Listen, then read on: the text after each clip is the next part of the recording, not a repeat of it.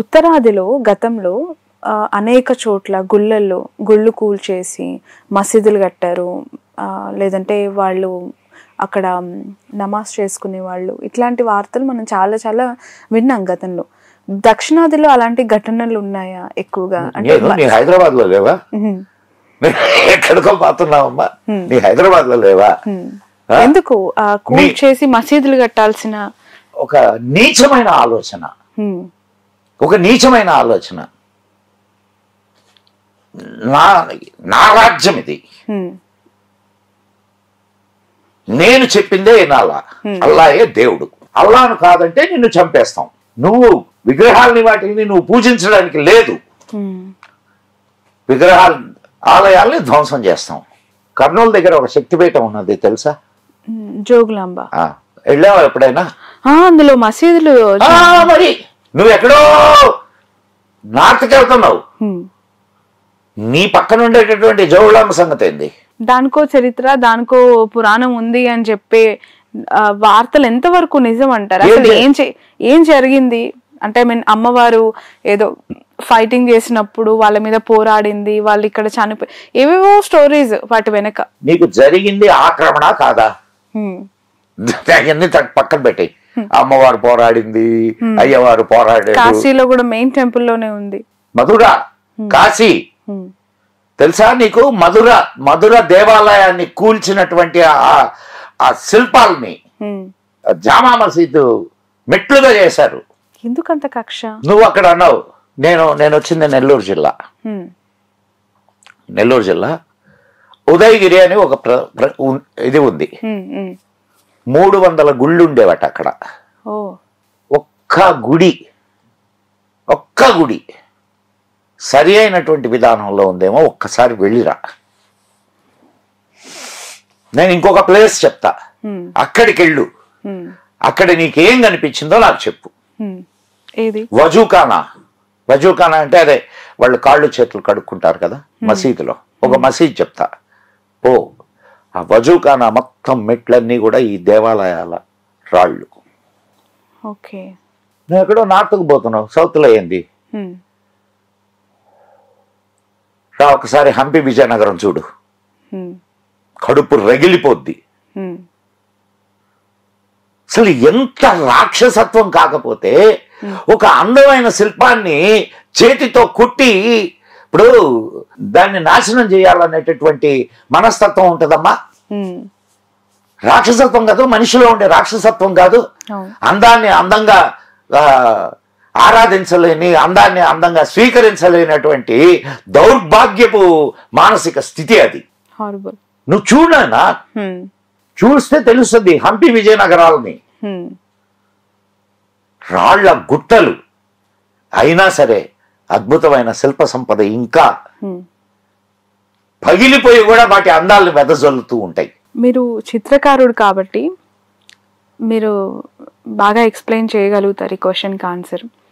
చాలా గుళ్ళు శ్రీకాకుళం సైడ్ కానీ, విజయనగరం, లేదంటే తమిళనాడులో, కర్ణాటకలో ఎటు వెళ్ళినా కూడా కొన్ని గుళ్ళ పైన ఆడవాళ్ల బొమ్మలు ఉంటాయి. అవి కైండ్ ఆఫ్ అటైర్ తో కూడా, కొన్ని శృంగార భంగిమలతో కూడా కొన్ని. ఎందుకు అంత బాధపడుతూ అడుగుతా? ఆడపిల్లవు కాబట్టి అంతే కదా. ఎందుకు అలా పెట్టాల్సి వచ్చింది, ఎందుకు అలా చెక్కాల్సి వచ్చింది ఆ కాలంలోనే? గుళ్ళు ఒక ఎడ్యుకేషనల్ సెంటర్స్ అమ్మా, ఎడ్యుకేషనల్ సెంటర్స్ అవి. నీకు అక్కడ నీకు అనిపిస్తుంది, నాకు ఒక తల్లి తండ్రి చేస్తున్నటువంటి సృష్టి యజ్ఞం కనిపిస్తుంది. బట్ అలా అర్థం చేసుకునే కాంటెక్స్ట్ లో ఎంతమంది ఉంటారు? నువ్వు చెప్పడంలే, ఎందుకు చేయరు? రైట్ అమ్మాయి, నేను అది నిషిద్ధమైందా అనేది మే నాట్ బి. చెప్పమ్మా, నువ్వు ఆ ప్రశ్న అడిగావు కదా, నిషిద్ధమైందా చెప్పు. కాదు. మరి కానప్పుడు నువ్వు అక్కడ నిషిద్ధాన్ని ఎందుకు చూస్తున్నావు? నువ్వు పిల్లల్ని కనలా? అవునా కాదా? దాన్ని నిషిద్ధం అంటూనే నువ్వు ఇంటికాడ ఆ నిషిద్ధాన్ని చేస్తున్నావు. అక్కడ చూడాలనుకుంటారు, అక్కడ చూస్తే ఏమో నీకు అది నిషిద్ధం, ఇంటికాడ చేస్తే ఏమో నీకు ఇది శుద్ధం. అర్థం చేసుకుని ఆయన అండ్ ప్రతి దాంట్లో మన వాళ్ళు పీక్స్ ని అటైన్ చేశారమ్మా. నువ్వు వాళ్ళు ఒక ఏదో అంటే ఏదో క్షణికమైనటువంటి దానిగా తీసుకోవాలా అంటే మన లెట్ మీ టెల్ యూ, దాని మీద శాస్త్రాలు రాశారు మన వాళ్ళు. ఆడవారిని పురాణాల్లోనే అలా చూపించారా? ఆ గోడల మీద శిల్పులు చెక్కిన ఆ శిల్పాల్లో కూడా అలా చూడటం వల్ల సమాజంలో ఎక్కడ నీకు అవన్నీ ఉండవు. అంటే ఆ చరిత్రకారులు అప్పట్లోనే అలా వేయటం ఉద్దేశాలు ఏంటి, ఆ పర్సెప్షన్స్ ఏంటి?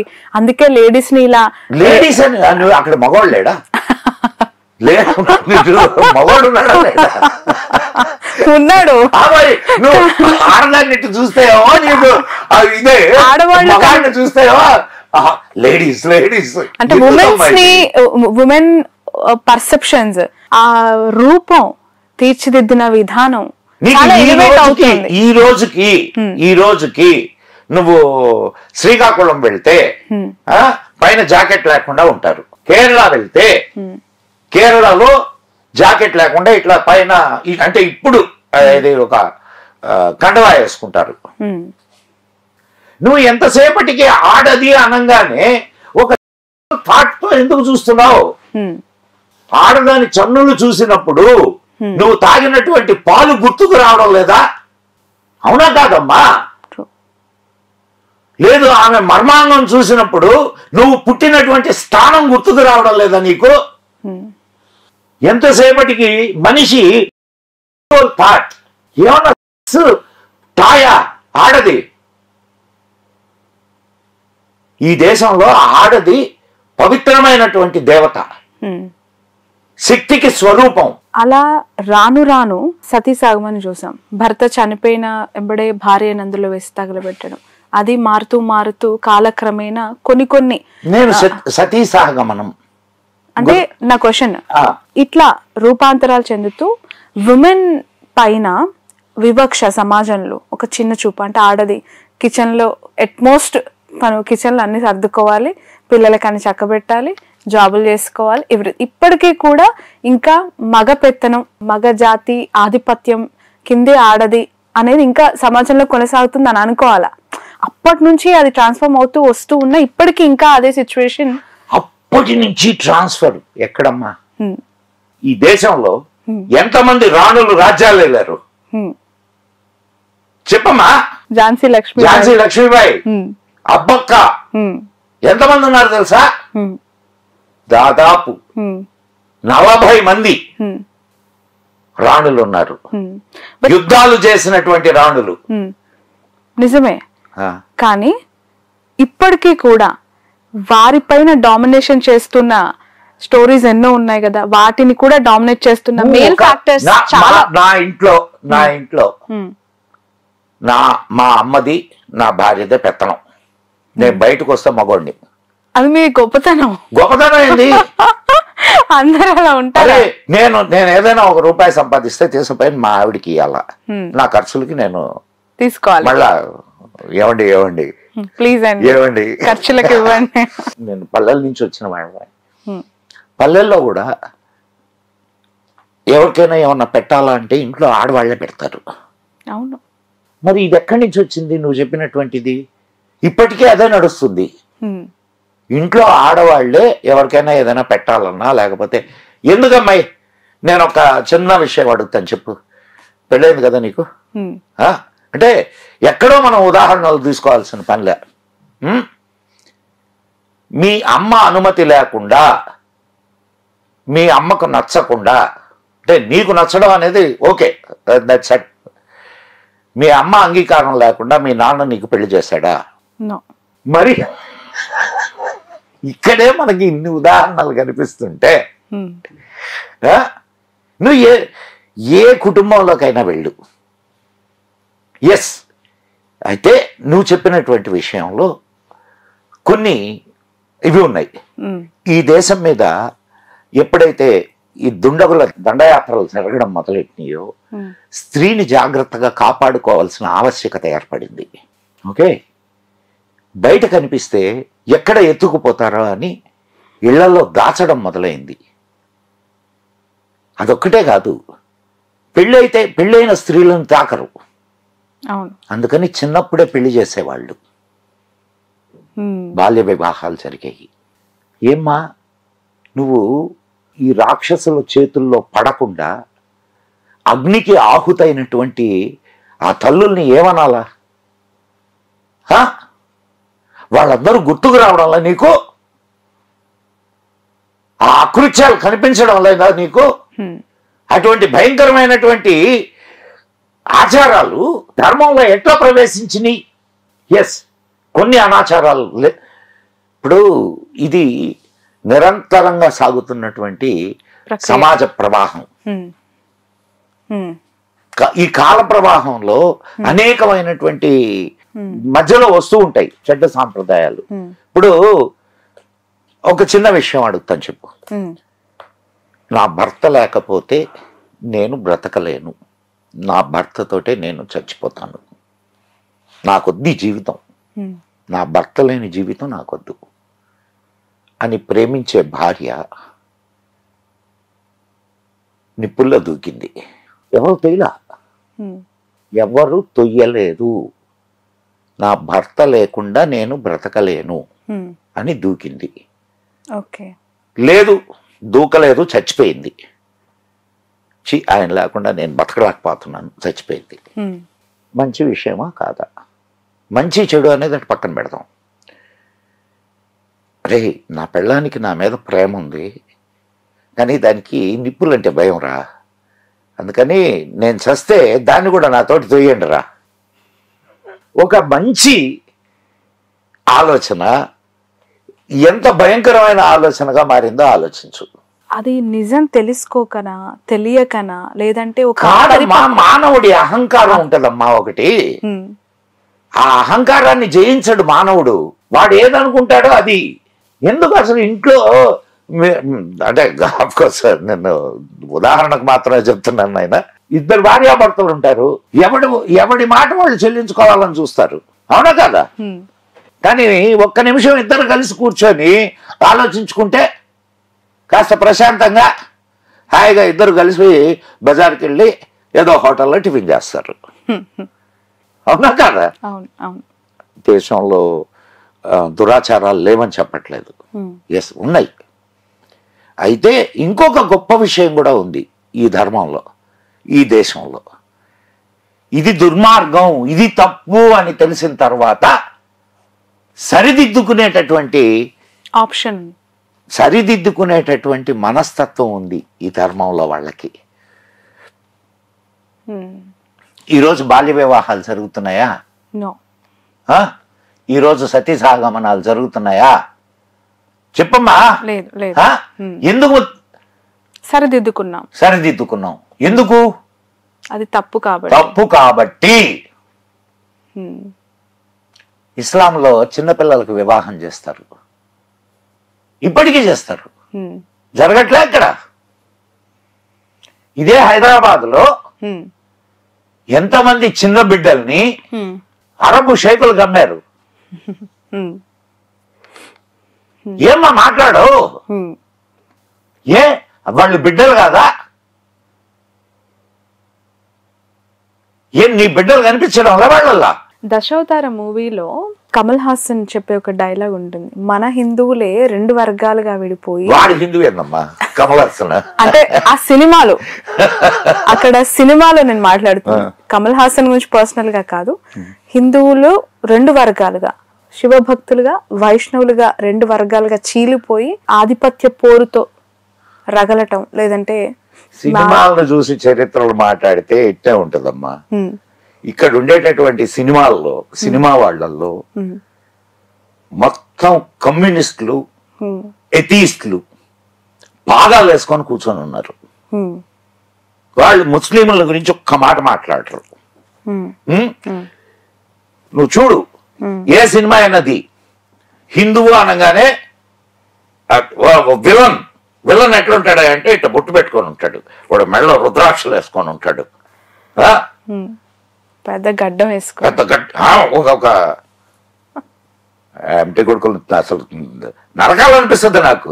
ఓ టోపీ పెట్టి గడ్డం పెట్టి మీసాలు తీసేసి విలన్ని చూపిలేరా? అలా కమెడీనే చేశారు కదా, మీరు పొరపడ్డారు. అలా ఉన్నారు, బట్ వాళ్ళు కమెడియన్స్. చూడండి చాలా సినిమా. మీకు బ్రహ్మానందం అసలు ది గ్రేట్ ఆర్టిస్ట్ అండి, తనని అలా చూపించారు. కోట శ్రీనివాసరావు గారు, ఎల్వి సుబ్రహ్మణ్యం గారు, వీళ్ళకి హిందూ ధర్మం అదే ఒక ఇస్లాంనో ఒక క్రిస్టియన్నో కానీ నువ్వు ఇట్లా చూపిస్తే వీళ్ళ తాట తీస్తారు, కొంపల మీద పోయి తగలెడతారు. కాబట్టి ఈ ఎదవలకు భయం వాళ్ళని చూస్తే.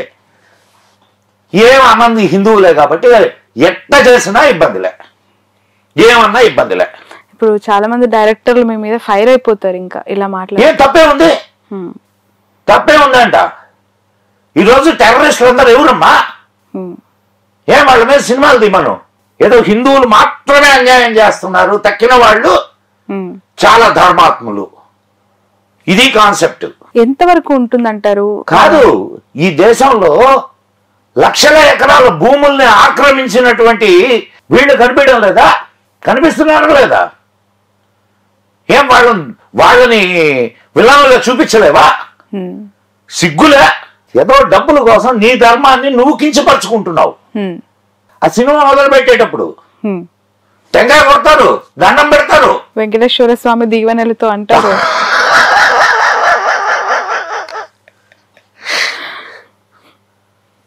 ఎమోషన్స్ మీద ఆడుకునేటటువంటి వాళ్ళ గురించి ఎందుకు మనం? బట్ ఎంత ఇంపాక్ట్ ఉంటుందండి. నిన్న నిన్న మీరు చూసుంటారు కదా, మీర్పేట్లో టాపిక్ వచ్చింది కాబట్టి అడుగుతున్నానండి.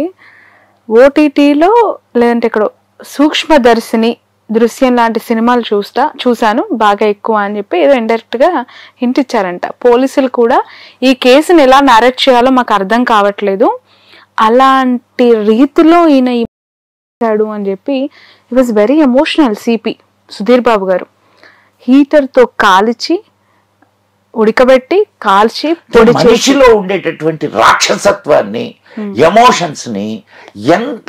అమ్మాయి ఓల్డ్ మూవీస్ చూసావు కదా, చూసావా నువ్వు ఏమన్నా? కొన్ని మా టైంలో వచ్చిన మూవీస్ చాలా హాయిగా ఉండేవి, మంచి సాహిత్యం, చక్కటి పాటలు, ఏదో ఒక సందేశం. సో ఆ సినిమాలు చూసి అంటే అది ఎంత క్రైమ్ సొసైటీలో, దాని ఇన్ఫ్లుయెన్స్ ఎంతలా ఉంది, డైరెక్టర్స్ ఎలా ఆలోచించాలి ఒక మూవీ తీయాలి అని అనుకున్నప్పుడు, ఎందుకు ఆలోచించట్లేదు?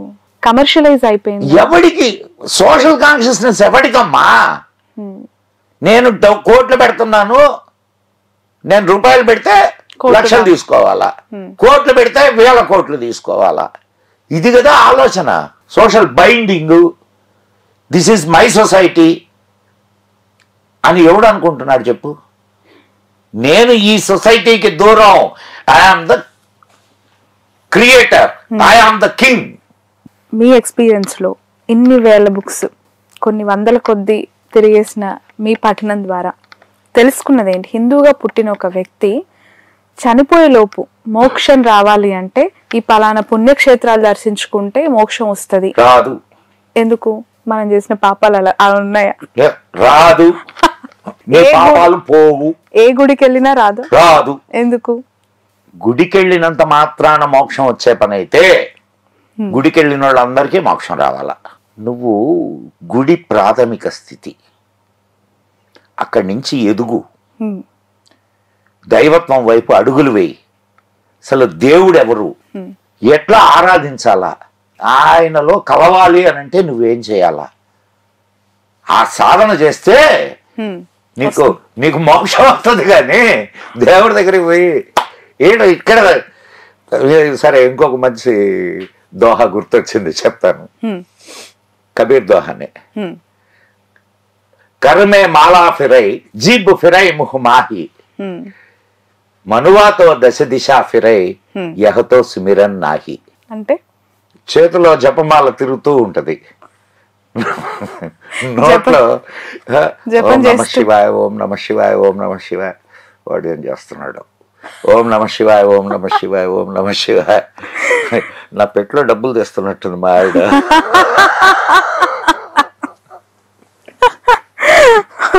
యహతో సుమిరన్ నాహి. అది స్మరణ ఎందుకు అవుద్ది? చెప్తాం శివుడి మీద భక్తి చెప్పుల మీద అని, బయట చెప్పులు వదిలొచ్చాను ఎవడైనా వేసుకుపోతాడేమో. దేవాలయాలు ఆధ్యాత్మిక కేంద్రాలే, కానీ అక్కడికి పోయి దండం పెట్టినంత మాత్రాన నీకు మోక్షం వస్తుంది, ఆధ్యాత్మికత వస్తుంది అంటే ఉత్తమాట. రైట్.